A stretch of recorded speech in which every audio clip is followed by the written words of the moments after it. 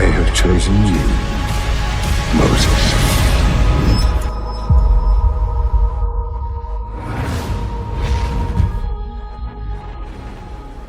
తుఫానులో చిక్కుకున్న ఓ నావ అటూ ఇటూ కొట్టుకుంటూ ఎటుపోతుందో తెలియని పరిస్థితి. కొన్ని కుటుంబాలు అచ్చం అలాగే ఉంటాయి, చెల్లాచెదరైన బంధాలు. కానీ అలాంటి కుటుంబాన్ని కూడా తిరిగి ఒక్కటిగా చేర్చగల ఓ శక్తి ఉంది, అదే ప్రార్థన. దాని గురించే ఈరోజు మనం చూడబోతున్నాం. ఈ మాట వింటుంటేనే గుండె తరుక్కుపోతుంది కదా. ఇది ఏదో కథలో మాట కాదు, ఎన్నో ఇళ్లల్లో ఆ 4 గోడల మధ్య ప్రతిరోజూ వినిపించే నిజం. అసలు ఏంటా అశాంతి? ఎందుకీ గందరగోళం? ఇంతకీ ఇంటిలోపల అసలేం జరుగుతోంది? ఆ అశాంతికి మూలమేంటి చూద్దాం. ఒకే ఇంట్లో ఉంటూ కూడా ఒకరికొకరు పరిచయం లేనివాళ్లలా ఎందుకు బ్రతుకుతున్నారు? ఎందుకంటే అక్కడ ప్రేమ అన్న మాటకు తావే లేదు, అసలు అర్థమే లేదు. ఒకరు ముఖమొకరు చూసుకోరు, మాటల్లేవు. ఇంట్లో నలుగురున్నా 4 దిక్కులు చూస్తూ కూచుంటారు. బంధమైతే ఉంది కానీ ఆ అనుబంధం మాత్రం పూర్తిగా చచ్చిపోయింది. ఇక సఖ్యత అంటారా? అస్సల్లేదు. 6 మనుషులు 6 దారులు. ఒకరి ఆలోచన ఒకరికి పడదు, ఒకరి దారిలోకి ఇంకొకరు రారు. అందరం కలిసి ఉందాం అన్న ఆలోచనే రాదు. ఒకే చోట ఉన్నా ఎవరికి వారే, ఎవరి లోకం వారిదే. ఆ ఇంట్లో సంతోషమనేదే కనిపించదు, ప్రార్థన వినిపించదు, దేవుని వాక్యం చదవరు. మరి ఏముంది? ఉన్నదల్లా రోజూ గొడవలు, ప్రతిరోజూ ఒక యుద్ధమే. ఇక శాంతి సమాధానమనేవి ఆ ఇంటి గడప కూడా తొక్కవు. సరే, పరిస్థితి ఇంత దారుణంగా ఉన్నప్పుడు మన ముందుండేవి 2 దారులు. 1 పూర్తిగా నమ్మడం, 2 పూర్తిగా వదిలేయడం. నమ్మకమా, నిష్క్రమణ? ఇక ఊగిసలాటకు సమయం లేదు, తేల్చుకోవాలి.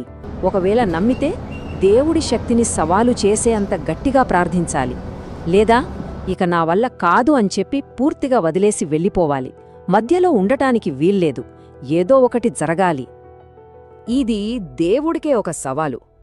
దేవుడు నిజంగా ఉంటే, ఆయనకు నిజంగా శక్తి ఉంటే, ఇలా ముక్కలైపోయిన కుటుంబాన్ని ఒకటి చెయ్యగలగాలి. అవునా కాదా? ఈ సమస్యను ఆయన తీర్చగలగాలి. ఒక కుటుంబం చెదిరిపోవడానికి కారణం అక్కడ ప్రార్థన చేసేవాళ్లు లేకపోవడమే. కాని ఆ చీకటిని తరిమి కొట్టడానికి, ఆ కుటుంబాన్ని నిలబెట్టడానికి వేలమందక్కర్లేదు. ఒక్కరి ప్రార్థన చాలు. అవును, కేవలం ఒక్కరు. ఇంట్లో మిగిలిన వాళ్లంతా దారి తప్పినా సరే ఆ ఒక్కరి ప్రార్థనకు మొత్తం కుటుంబాన్నే మార్చే శక్తి ఉంది. అయ్యో, మా ఇంట్లో ప్రార్థన చేసేవాళ్లు లేరు, నేనొక్కడినే అని బాధపడుతున్నారా?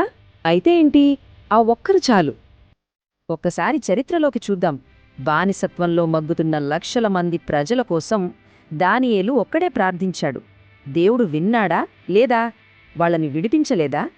కూలిపోయిన యెరూషలేము గోడను కట్టాలని నెహెమ్యా ఒక్కడే కన్నీళ్లతో ప్రార్థించాడు. దేవుడు సహాయం చెయ్యలేదా? కేవలం 52 రోజుల్లో ఆ గోడను కట్టించలేదా? దేవుడి మీద తిరగబడిన 20 లక్షల మంది కోసం మోషే ఒక్కడే బ్రతిమలాడాడు. ఆ ఒక్కడి ప్రార్థన విని దేవుడు వాళ్ళందర్నీ క్షమించలేదా? చూసారా, ఒక్కరు ప్రార్థిస్తే దేవుడు వింటాడు. ఇది నిజం.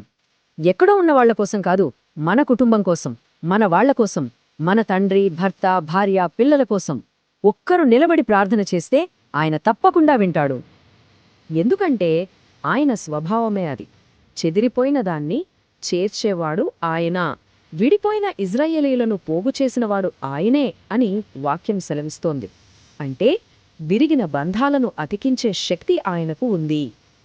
ఒక్కసారి ఆలోచించండి, మన జీవితంలో, మన కుటుంబంలో అలా చెదిరిపోయిందేమైనా ఉందా? అస్సలు కలవదు, ఇక బాగుపడదు అని చేతులెత్తేసిన బంధమేదైనా ఉందా? ఉంటే దేవునికి చెప్పండి, ఆయన దాన్ని సమకూరుస్తాడు. విరిగిన దాన్ని తిరిగి కడతాడు, చెదిరిన దాన్ని దగ్గరకు చేర్చుతాడు. ఇది ఆయన వాగ్దానం. కానీ ఆయనెలా చేస్తాడు? ఎప్పుడు చేస్తాడు? ఎవరి ద్వారా చేస్తాడు? ఈ ప్రశ్నలకు మన దగ్గర సమాధానం లేదు. నిజం చెప్పాలంటే మనకు తెలియదు, తెలియాల్సిన అవసరం కూడా లేదు. మన పని ఒక్కటే, నమ్మకంతో ప్రార్థించడం. తెలియకపోయినా పర్వాలేదు, ఎందుకంటే గ్యారంటీ మాత్రం ఒక్కటే, ఆయన చేసి పెడతాడు. అంతే, దాట్స్ ఆల్. మన సందేహాలు, మన ప్రశ్నలతో సంబంధం లేకుండా ఆయన కార్యం జరిగి తీరుతుంది. దేవుడు తన ప్రజలకు చేసిన ఒక అద్భుతమైన వాగ్దానముంది. తమను తాము తగ్గించుకొని ప్రార్థన చేస్తే ఆకాశం నుండి ఆయన ఆలకించి వాళ్ల పాపము క్షమించి వాళ్ల దేశాన్ని స్వస్థపరుస్తానని చెప్పాడు. ఆ దేశం బహుశా మన ఇల్లే కావచ్చు. ఆ స్వస్థత మన కుటుంబానికే కావచ్చు. ప్రార్థన చేద్దాం.